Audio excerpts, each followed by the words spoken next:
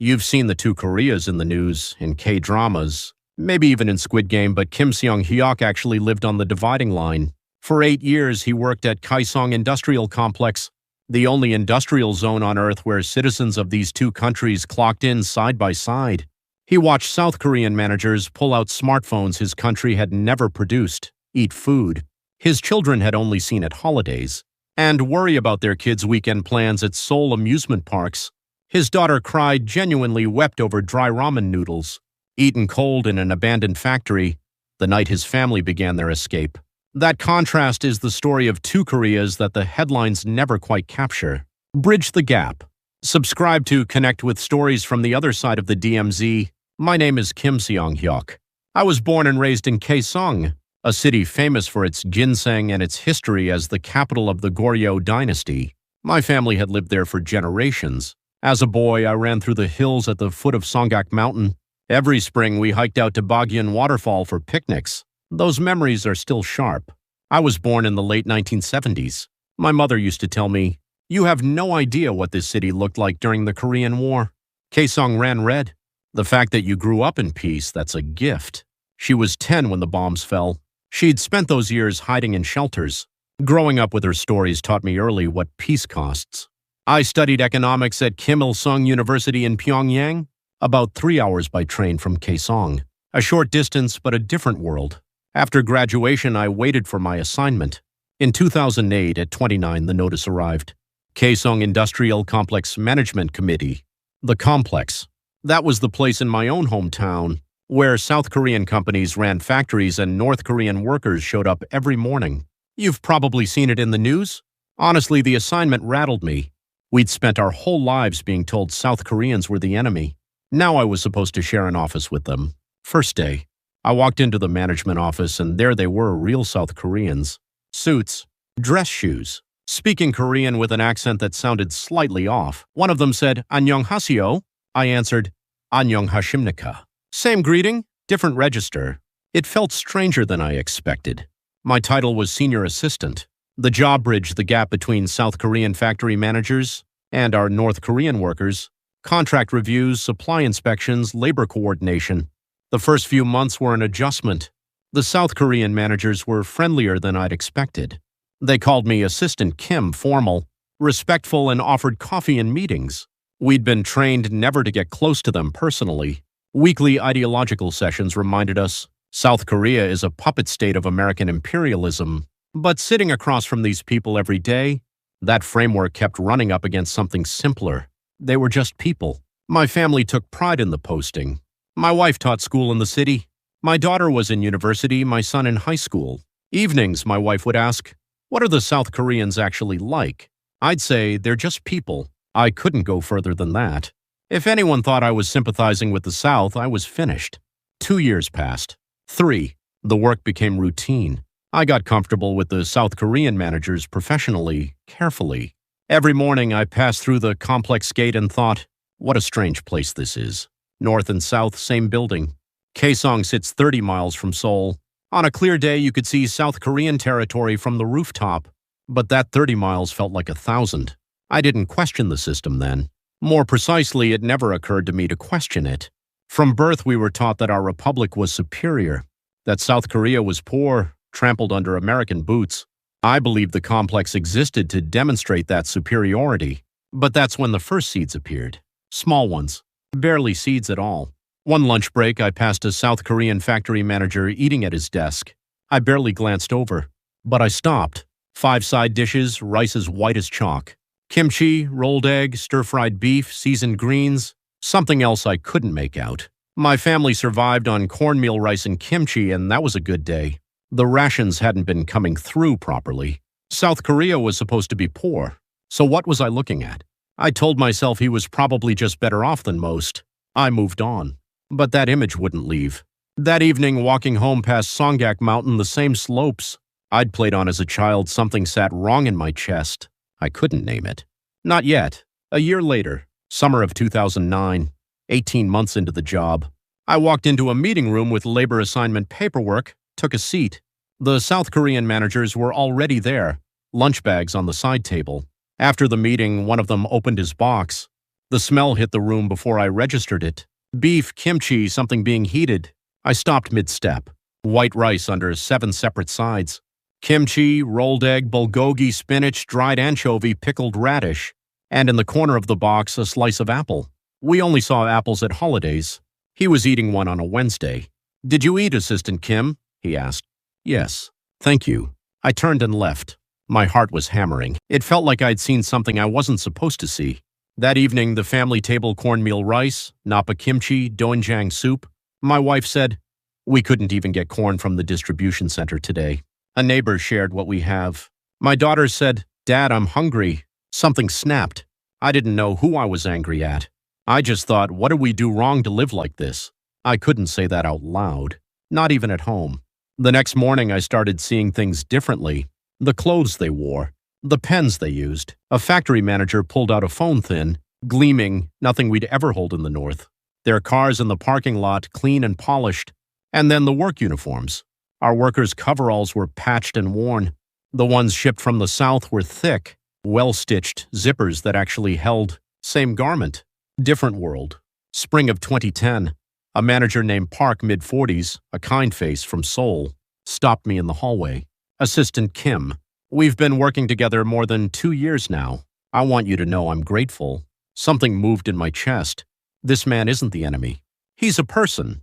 Goes to work, goes home, worries about his family. Same as me. I couldn't sleep that night. Lying in the dark, I thought, what if everything we were taught is wrong? What if South Korea isn't poor? What if the whole story is a lie? The thought raised goosebumps across my skin. The next morning, passing through Kaesong's market district, I watched people crowded around a corn vendor haggling over a bag. And it hit me clear, unambiguous, we've been lied to. But who could I tell? Not my wife, not my parents. Certainly not friends. One wrong word and you go to a political prison camp. So I swallowed it, went to work, smiled at the South Koreans, did the paperwork, came home and ate cornmeal. Day after day, the weight in my chest grew heavier. Knowing the truth and pretending not to it was suffocating. One evening, my daughter asked, "Dad, is South Korea really poor? Our teacher says so." I looked at her face and looked away. Yes, it's poor. The lie came out of my own mouth and cut into me. That's when I understood I can't raise these children inside this lie. Spring of 2011, 3 years in. Some of the South Korean managers and I had developed easy working relationships. I was careful the security bureau had people watching, but conversations drift. Manager Park and I started talking about ordinary things. His weekends with his kids at Lotte World and amusement park in Seoul. My kids had never been anywhere like that. Kaesong's idea of a holiday was hiking up Songgak Mountain. Then the warning came. A colleague named Ri was taken away mid-summer. The security bureau said he'd had ideologically problematic conversations with South Korean capitalists. We were all called into a room. The bureau officer stood at the front. Comrade Ri crossed a line. "The South Koreans are working to recruit us. Be careful." Cold sweat down my back. Every conversation I'd had with Manager Park ran through my mind. Ri never came back. Later I heard he'd been sent to a rural area. His family too. That night I asked myself what crime was committed. He talked to a person. But in this system, that's enough. The next morning I passed Manager Park in the corridor. He started to say something. I gave a small nod and kept walking. Too dangerous. No more. What surprised me was the anger that rose in me after that. Not at Ri, not at the security bureau, but at the system itself. Why is conversation a crime? We're the same people. I wanted to scream it. A few days later, Manager Park quietly slipped me a note when no one was watching. "Be careful. I'm worried about you." That was all. I tore it up in the bathroom, but the concern behind it stayed with me. The man I'd been told was an enemy was worried about me. That fall, my daughter asked about separated families, the ones split apart by the Korean War. "Teacher says there are people in the South still looking for their relatives. Is that true?" "Yes," I said. "It's true." "Yes," I said. "It's true." "Will they ever meet again?" I put my hand on her head. "They should. They're the same people." That night I told my wife for the first time what was in my head. I don't know anymore. Everything we've been taught, I don't know if any of it is right. The South Koreans I see every day are just like us. They live better than we do. She clapped her hand over my mouth. "Don't say that.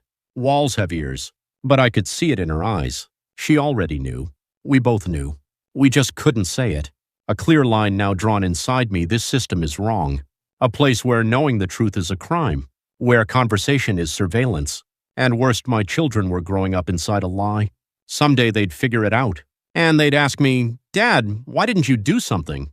What would I say? That's when a different thought started growing. Quiet at first, barely a thought at all. Maybe we should leave. But North Korea isn't somewhere you just leave. You go prepared to die. February 10th, 2016, a morning I can't unremember. Emergency meeting, all complex management staff. An official stood up. Effective today, the Kaesong industrial complex is closed. The South Korean government has shut it down, using our nuclear test as a pretext. 8 years. I'd worked there 8 years. I sat and heard it dissolve in one sentence. That afternoon, the South Koreans began packing. Trucks came in. Equipment moved out. I ran into Manager Park in the corridor. His eyes were red. He started to speak. His voice failed. I couldn't find words either. "Take care of yourself," he managed. I nodded. He put a hand on my shoulder, brief and firm. That was the last time. 2 days later, they were gone. The complex stood empty. Dead lights and empty factories. Machines frozen in place. I walked through the vacant offices and thought, what happens now? A week later, the answer came. Reassignment the iron mines in Musan, North Hamgyong Province. A coal district over 370 miles away. Remote, cold, harder than anything Kaesong had been. That night I told my wife. The color left her face. The mines. I've heard the rations there are almost nothing. My daughter and son looked at me without speaking. I lay awake. 43 years old. My daughter 23, my son 20. I was not going to bury them in a mining village. Before dawn, I woke my wife. "We have to go. Out of here." She looked at me in the dark. Out where? South. My heart was hammering. She was quiet for a long time. Then, I've been thinking the same thing. The children, at least. We talked through the night in whispers, backs against the wall. "We could die," she said. "Staying here is already dying." She nodded. "What about your mother?" The worst part. My mother was in her 70s. She'd lived her whole life in Kaesong. Her parents were buried here. She couldn't survive the crossing. We couldn't take her. The next day I went to her house, a small place at the foot of Songgok Mountain. She had cornmeal rice and kimchi waiting on the table. Seonghyuk, eat. I put down my spoon and couldn't lift it again. "Mother, I have to go somewhere far away." She looked up. "To Hamgyong?" "Farther." She held my eyes for a long moment, then slowly nodded. "Go. You have to save the children. I'll die here. My father's grave is here. I'll be fine. Just live well." I pressed my forehead to the floor in a full bow. "I'm sorry, Mother. Forgive this failure of a son." She stroked my hair. "Don't apologize. You're a good son. Just as I was separated from my parents in the Korean War, this is what it means to be Korean. This is our fate." Walking home, I looked up at Songgak Mountain one last time, the hill where I'd grown up. Kaesong people say to be born here and die here is a blessing. I was giving up that blessing. We prepared through the rest of February. Over 8 years at the complex, I'd managed to save a little 1,000 U.S. dollars, 5,000 Chinese yuan. Through a contact at the complex, I reached a broker. Former fisherman knew the Yellow Sea well. 4 people, $500. I take no responsibility for what happens. He said it plainly. I gave him the money. We leave in late April. April came. Kaesong's azaleas bloomed on the slopes, same as every year. This would be the last time I'd see them. The night before we left, the 4 of us went to my grandfather's grave in the dark. I pressed my forehead to the earth. "Grandfather, your grandson is leaving. I won't be back.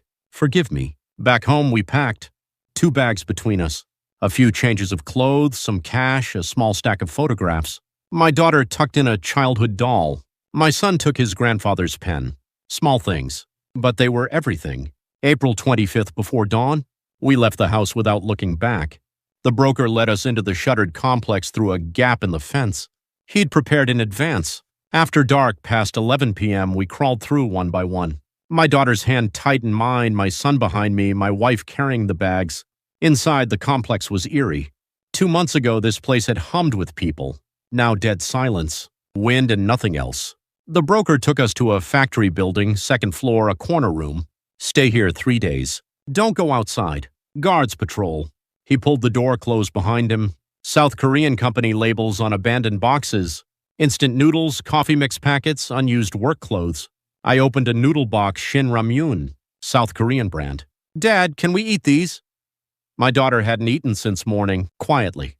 No noise, no hot water. I broke the dry noodles and handed them out. My daughter chewed the raw block and started to cry. Why are you crying? It's so good. I've never had anything this good. Raw noodles. She was crying over raw noodles. My chest came apart. The first night was the worst. Footsteps outside of patrol. Radio crackle. This section is clear. We pressed flat to the floor. My daughter started to cough. I covered her mouth with my hand. Please, just keep walking. They didn't enter the building. The steps faded. Are we going to die? My wife whispered, trembling. I held her hand. No, just a little longer. Second day through a window gap. I saw a figure entering another building across the yard.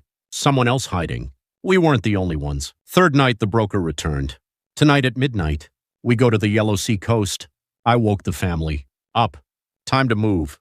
11:30 p.m. out of the factory, through the complex into the countryside. No moon. Pure dark. About an hour's walk. Then the smell came. Salt. Fish. The sea. For the first time in my life, I was close to it. The same water I'd looked at from Songgak's Peak as a boy. Now we were going to cross it. A small pier. One vessel, a 5-ton wooden fishing boat, weathered and low in the water. This? My wife asked. There's nothing bigger. The Coast Guard watches everything else.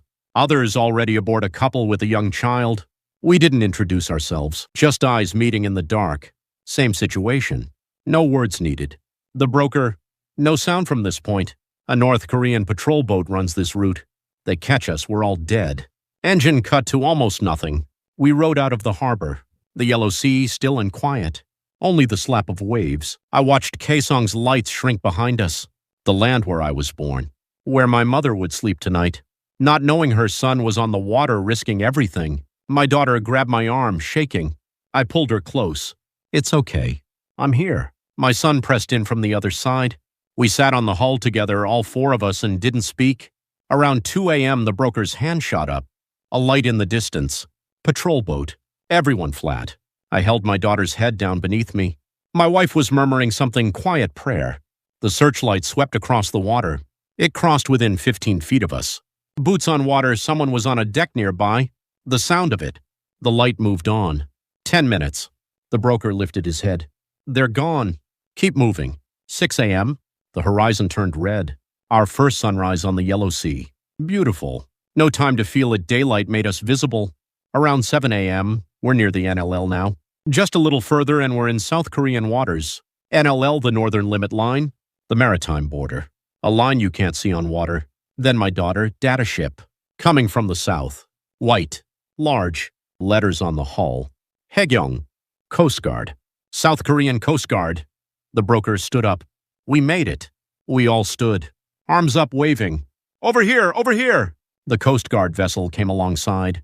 A loudspeaker. Unknown vessel, cut your engines and hold position. We're defectors, the broker called out. From North Korea. We're from North Korea, I shouted with him. Please help us. A rigid inflatable dropped from the ship. 3 officers aboard. They came to us. How many people? 7. 2 families. 1 officer climbed onto our deck. Is anyone hurt? I went to my knees in front of him. Please, take us. My daughter was already crying. My wife. My son buried his face in my shoulder. I couldn't cry. Too much had passed. I looked up at the sky and thought we made it. My family made it. The officers brought us aboard the Coast Guard vessel. Warm inside. Blankets. Drinking water, heated. I held the cup and felt the warmth move through my hands. We arrived at Baekneung Island, South Korea's westernmost island, in the Yellow Sea by 10 a.m. The dock. When my feet touched the ground, my legs nearly buckled. An officer caught my arm. Easy. Take your time. Thank you. That was all I had. Inside the Coast Guard station, a warm room with a heated floor. My daughter knelt and pressed her palms flat to it. It's warm, Dad. The floor is warm. In Kaesong, we'd gone winters with barely any heat. She lay down right there on the floor. This is so good. A meal came. White rice. Kimchi jjigae. Braised fish, rolled egg. More than I'd seen at those South Korean lunchboxes years ago. Back at the complex. We ate without speaking. My daughter started crying mid-bite. It tastes so good. I've never had food this good. My son wiped his face. My wife's shoulders shook, head down over her bowl.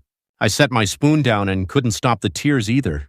Days later, the identity verification process connected me to Manager Park. An investigator told me we found him. He confirmed everything. The phone shook in my hands. Hello? Assistant Kim. Is it really you? That voice. 8 years of that voice. Manager Park. I couldn't finish. My throat locked. You're alive. After the complex closed, I worried. I couldn't get any word. I'm sorry.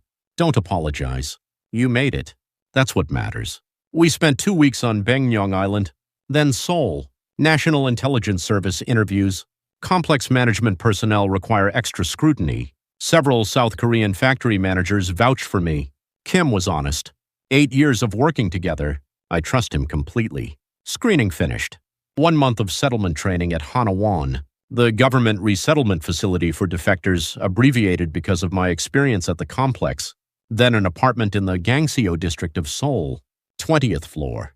Smaller than our Kaesong home, but with hot water and heat and no one watching. My daughter enrolled at a university through the special admissions track for defectors. She chose social welfare. I want to help North Korean people someday. My son entered high school as a junior, started preparing for the university entrance exam. I found work at a small research firm focused on inter-Korean cooperation. Your Kaesong background is exactly what we need, the director said at the interview. First day of work, Manager Park was waiting outside the building. Assistant Kim, Manager Park. We shook hands. 8 months since the complex went dark. I'm glad you're here, he said. When we said goodbye that day, I didn't know if I'd ever hear from you again. I should have said more.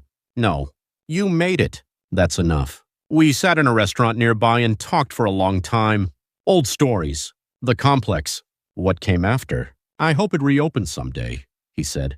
It should. It has to. Months passed. Seoul life slowly becoming familiar. My dialect gave me away. People heard it and knew immediately. You're from the north? At first it threw me. Now I answer plainly, yes. I'm from Kaesong. Kaesong, the ginseng city. That's right. Capital of the Goryeo dynasty. Then the conversation goes somewhere. Shared history. It still surprises me. First Korean New Year in the South. My wife made rice cake soup, tteokguk. My daughter asked, is it the same as ours back home? Almost. Just the shape of the rice cake is different. We ate and I thought about last year. My mother's house, New Year bows, the table she set. This year she'd be alone. That night I stood at the balcony and looked west. Past the city lights, past the horizon, Kaesong is there. 30 miles. An hour by car. Unreachable. Mother. Happy New Year. Your son is living well here. The grandchildren too. When reunification comes, I'll come find you. 2018, the Inter-Korean Summit at Panmunjom. My family watched on television together. The two leaders crossing the borderline to each other. Does this mean reunification? My son asked. I don't know, but there's hope. That night I lay awake. If it happens, could I go back to Kaesong? Could I see my mother again? It is now 2026, 8 years since we crossed. My daughter graduated and works at an NGO supporting North Korean defectors. My son is a junior in university studying economics. I still work in inter-Korean cooperation research, studying how the Kaesong complex might reopen, what policies could bring it back. If that day comes, I want to be there, not as a watcher, as a partner. Sometimes I go to the coast Incheon, the western shore, standing at the water looking north. The sea I crossed is right there. That same crossing, just the other direction. What is freedom? 8 years and I'm still working out the answer.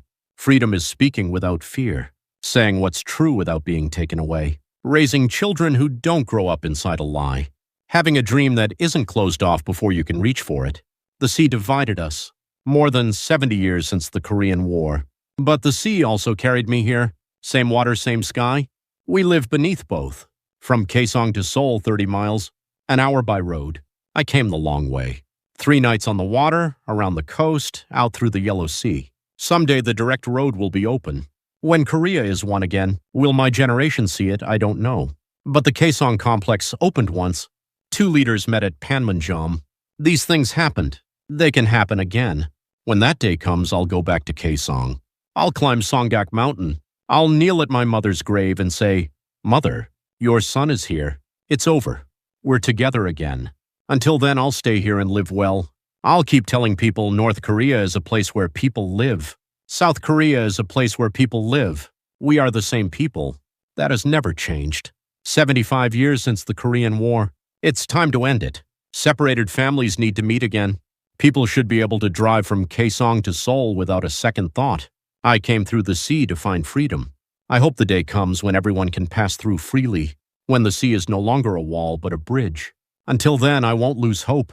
Giving a unified Korean peninsula to the next generation, to my children, to the ones after them. That's what I'm working toward. Freedom isn't free. I crossed that sea with my life on the line, but it was worth it. I hope my story helps someone, somewhere. And I hope we all live to see the day when North and South become one. Thank you.